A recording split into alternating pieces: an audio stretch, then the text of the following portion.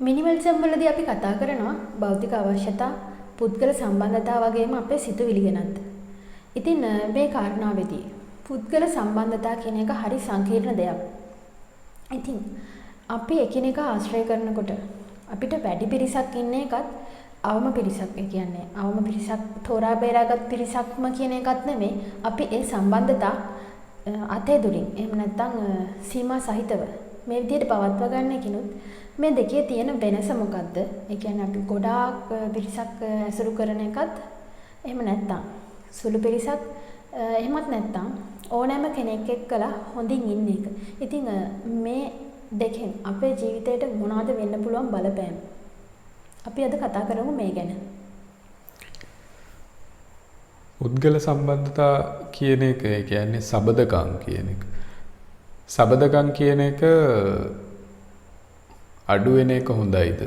වැඩි වෙන එක හොඳයිද? ඒක එහෙම එකපාර කියන්න පුළුවන් දෙයක් නෙමෙයි. ඒක වෙනස් වෙනවා එක එක පුද්ගලයන් මත. එතකොට පුද්ගලයෙක්ගේ තියෙන පෞරුෂය එහෙම නැත්නම් ඒ පුද්ගලයාගේ ස්වභාවය කියන එක තමයි පළවෙනි එක. එතකොට අපි දැනගන්න ඕන තමන්ගේ ස්වභාවය, තමන්ගේ පෞරුෂය කියන එක අඳුරගන්න.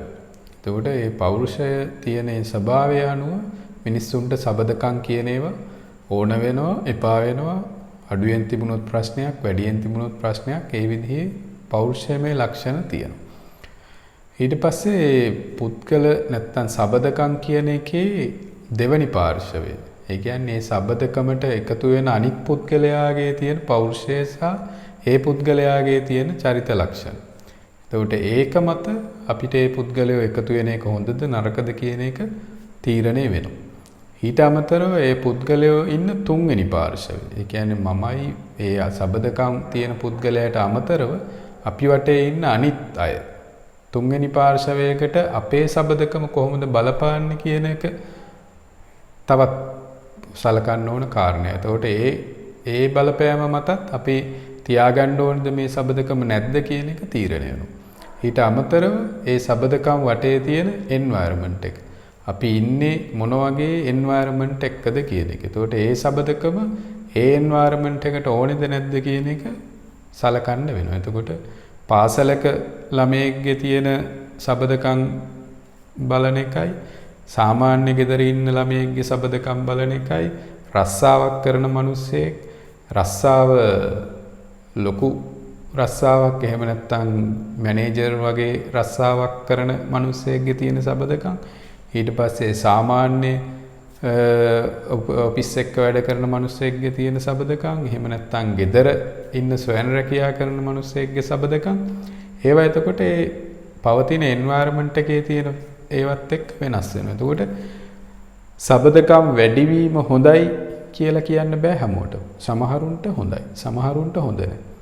සබදකම් අඩු වෙන එක හොඳයි කියලා කියන්න බෑ. එතකොට සමහරුන්ට ඒක හොඳයි. සමහරුන්ට ඒක හොඳ නැහැ. එතකොට ඒ කියන ලක්ෂණ තෝරාගෙන තමයි අපි සබදකම් කියන ඒවා තෝරගන්න ඕනේ. එතකොට අපි ඉස්සර වෙලාවම දැනගන්න ඕන අපිට පුද්ගලයින් එක්ක සබදකම් අවශ්‍යද කියන එක. එතකොට අපි සාමාන්‍යයෙන් ඉන්ට්‍රෝවර්ට් එක්ස්ට්‍රෝවර්ට් ඒ කියන්නේ අපි ගැන වැඩියෙන් හිතන කට්ටියක් නම් ඒ කියන්නේ වැඩි සබදකම් වලට කැමති නැති අපේ නිදහස අපි ඉන්න විදිහට ඉන්න කැමති කියන තැන ඉන්නවනම් අපිට සබදකම් කියන ඒවා කරදරයක් විදිහට තමයි අපිට තේරෙන්නේ. එතකොට එක්ස්ට්‍රෝවර්ට් එහෙම නැත්නම් හැම වෙලේම ඇවිදලා අනිත් මිනිස්සුත් එක්ක කතා කරලා කයිය ගහලා එහෙම ඉන්න කැමති මිනිහෙකුට සබදකම් ඕනේ.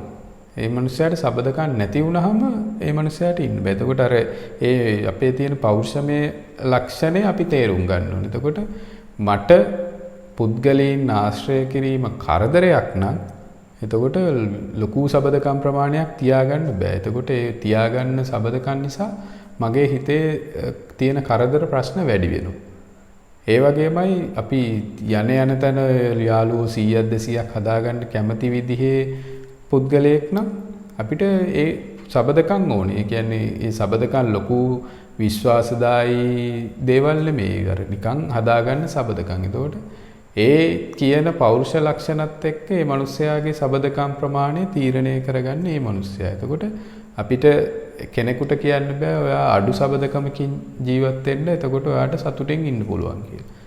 ඔයා ගොඩාක් සබදකම් හදාගන්න ඔයාට හොඳයි කියලා. එතකොට ඒක එක පුද්ගලයාට වෙනස් වෙන්න පුළුවන්. එතකොට ඒ සබදකමට දායක වෙන අනිත් පාර්ශවය හොඳද නරකද නැත්නම් එයාගෙන් තියෙන ප්‍රයෝජනය හරි වැදගත්කම මොකක්ද කියන එක ඊගාව ප්‍රශ්නේ. එතකොට ඒ මිනිස්සයා අපිට සබදකම නිසා අගයක් එකතු වෙනවා නම් එයාගෙන් අපිට උදව්වක් හම්බ වෙනවා, වටිනාකමක් හම්බ වෙනවා. එහෙම නැත්නම් අපිට යම් තැනකදී ඒ සබදකම පාවිච්චි කරන්න පුළුවන් යම් දෙයකට ඒ වගේ දෙයක් නම් අපිට ඒ සබදකම තියාගැනීමේ වැදගත්කමක් තියෙනවා. එහෙම නැත්නම් ඒ සබදකම නිසා අපිට තර්ජනයක් වෙනවා, අපිට හානියක් වෙනවා, කවදා හරි දවසක පසුතැවෙන්න වෙනවා නම් අපි ඒ සබදකම තියාගන්න එක පිළිබඳ නැවත හිතන්න වෙනවා. එතකොට ඒ වගේ අර ඒ සබදකම අනිත් පාර්ශවය අපිට කොහොමද බලපාන්නේ කියන එක සබදකමක සලකන්න ඕන කාරණයක්.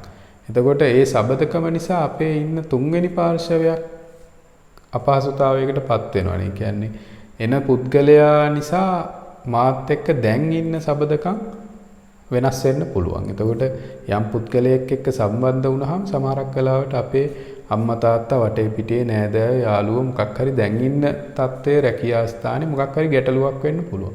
එතකොට එහෙම ගැටලුකාරී තත්ත්ව එනවනම් අපි මේ සබදකම අවශ්‍යද නැද්ද කියලා තෝරන්න වෙනවා. එහෙම නැත්නම් ඒ එන සබදකම නිසා අනිත් අයටත් උදව්වක් වෙනවනම් ඒ සබදකමේ වටිනාකමක් තියෙන්න පුළුවන්. එතකොට ඊට අමතරව අපේ තියෙන රැකියාවේ හරි අපි කරන කාර්යයේ ස්වභාවයත් ඕකට එනවා. එතකොට අපි බඩු විකුණන එහෙම නැත්නම් අපිට මිනිස්සු ඕන කරන රස්සාවක් කරනවා නම් ඇඩ්වර්ටයිසිං, බඩු විකුණන, සේල්ස් ඔය වගේ දෙයක් කරනවා නම් අපිට සබදකම් කියන ඒවා වැදගත් දේවල්. එතකොට මේ මිනිස්සයාට සබදකම නිසා තමයි මේ වෙළඳාම හරි මොකක් හරි මේ රස්සාව තියෙන්නේ. එතකොට අපිට පුළුවන් තරම් හැමතැනම සබදකම් තියෙන එක අපේ රැකියාවට වාසියක් වෙන්න පුළුවන්. එතකොට අපි කරන කාර්යයත් එක්කත් ඒ සබදකම් කියන ඒවා ඕනේද නැද්ද කියලා තේරුම් ගන්න වෙනවා. එතකොට අපිට ගොඩාක් ඒ වගේ සබදකම් අවශ්‍ය නැත්නම් අපි වැඩිපුර සබදකම් හදා ගැනීමෙන් අපිට අපේ රැකියාව කරගන්න බැරි වෙන අවස්ථා තියෙන්න පුළුවන්. එතකොට හැමදේම ගැන සලකන්න වෙනවා. අනිත් එක තමයි සබදකමක් නිසා අපිට වෙන්න පුළුවන් බලපෑම. ඒ කියන්නේ සමහරක් සබදකම් තියෙනවා. ඒ කියන්නේ අපි නරක ආශ්‍රයයකට ගියොත් ඒකේ නරක බලපෑම ඒ සබදකම මගින් නතර වෙන්නේ නැහැ. මොකද ඒ සබදකමට අදාළව තියෙන තව පිටින් තියෙන තුන්වෙනි පාර්ශවයක් ඉන්නවා. ඒතකොට ඒ පාර්ශව වලින් කොහොම එන්න පුළුවන්ද කියන ප්‍රශ්නේ. අපි හොරෙක් මංකොල්ලකාරයෙක් හරි එහෙම නැත්නම් ආයුධ වෙළඳාම් කරන මොකක් හරි ඒ වගේ පාර්ශවයක් එක්ක සම්බන්ධ වුණොත් අපේ සබදකම එතනින් නතර වෙන්නේ. අපේ සබදකම නැති වුණත් සමහරක් වෙලාවට එතනින් එහා පැත්තේ තියෙන යම්කිසි ප්‍රශ්න අපිට හැමදාම මේ ප්‍රශ්න විදිහට තියෙන්න පුළුවන්. එතකොට ඒ වගේ අපිට සබදකම් ඕනේද නැද්ද කියලා එක සබදකම විස්තර කරලා තමයි අපි තෝරගන්න වෙන්නේ. අපිට මේක ඕනේද නැද්ද, අපිට මේකෙන් හොඳක් වෙනවද නැද්ද කියලා. හැබැයි අන්තිමේට වෙන්න ඕනේ අපිට සබදකම් ගොඩක් තිබීම නෙමෙයි. අපිට වෙන්න ඕනේ අපේ ජීවිතේ ගැටලු අඩු වෙන්න ඕනේ. එතකොට ප්‍රශ්න අඩු වෙන්න ඕනේ.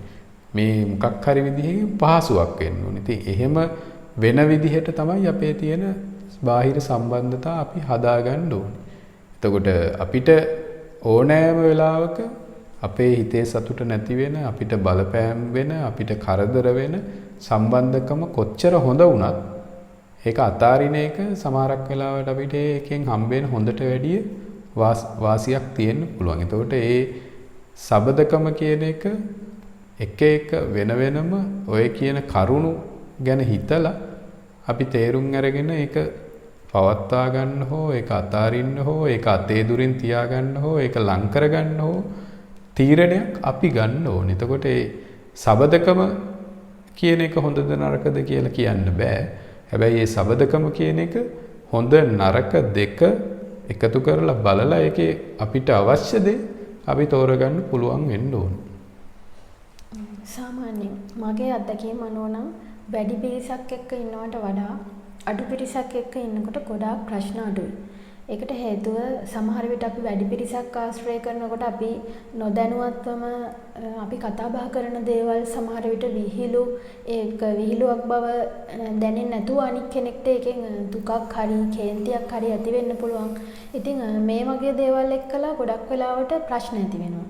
ඉතින් සම්බන්ධතා තේරුම් අරගෙන අතේ දුරින් ඉන්න එක වගේම අඩුවෙන් පවත්වා ගන්න එක හොඳයි කියලා තමයි මට නම් දැනෙලා තියෙන්නේ. ඉතින් ඒක එහෙම නෙවෙයිද කියන්නේ. අපි වැඩ කරන තැන තියෙන ප්‍රශ්න ගෙදර ගේන එක ඊට පස්සේ ගෙදර තියෙන දේවල් එතන කතා කරන එක අන්න ওই වගේ දේවල් එක්ක ගොඩක් ප්‍රශ්න ඇති වෙනවා.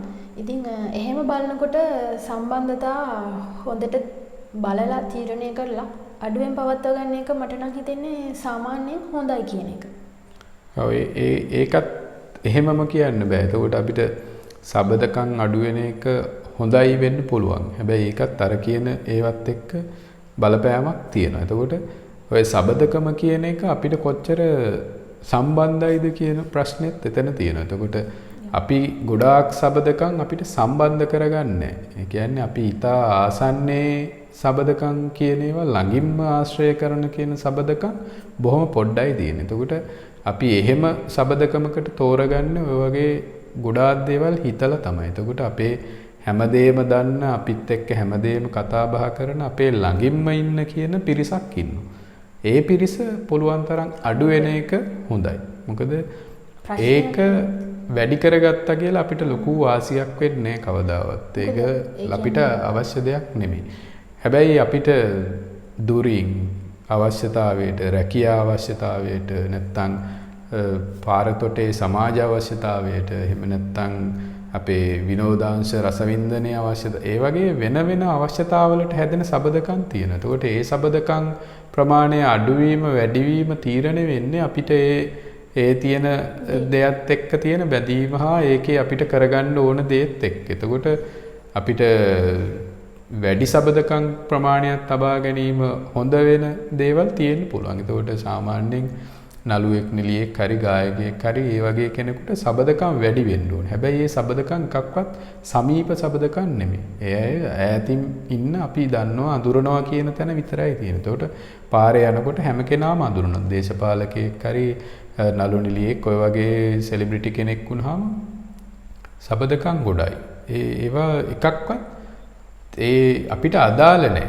අපි දන්නවා අඳුරනවා විතරයි. අපි මේ මිනිස්සුත් එක්ක පුද්ගලිකව යම්කිසි මේ සම්බන්ධ වැඩකට අපි යන්නේ. එතකොට ඒ වගේ ඒවා වැඩි වෙන තරමට ඒ තමන්ගේ වෘත්තියට හොඳ වෙන්න පුළුවන්. හැබැයි සාමාන්‍ය මිනිහෙකුට ඒ වගේ සෙලිබ්‍රිටිස් වගේ එකක් සමහරක් වෙලාවට කරදරයක් වෙන්නත් පුළුවන්. මොකද යන තැන හැම කෙනාම අඳුරන එක සමහර මිනිස්සුන්ට කරදරයි. මොකද මේ මිනිස්සයා කරන වැඩ රාජකාරී තියෙන දේවලුත් එක්ක. එතකොට ඒක ආධ්‍යාත්මික නැත්තම් ආගමික මොකක් හරි විදිහකට ගත්තොත් අපි කතා කරන්නේ සබදකම් නැති වෙන එක හොඳයි කියලා. ඒ කියන්නේ අත්හරිනවා කියලා කියන්නේ ඒක. ඒකට ඔක්කොම සබදකම් ඉවත් කිරි. අම්මා තාත්තත් ඉවත් කරලා තමයි මේ ආගමික මේ යම් කිසි තැනකට යන්නේ. එතකොට ඒ තැනකට යනකොට තියෙන සියලුම සබදකම් ඉවත් කිරීමෙන් තමයි යම් කිසි සැනසීමක් එන්නේ. එතකොට ඒ වගේ අපිට සබදකම් අඩු කරගන්න පුළුවන් නම් හොඳයි.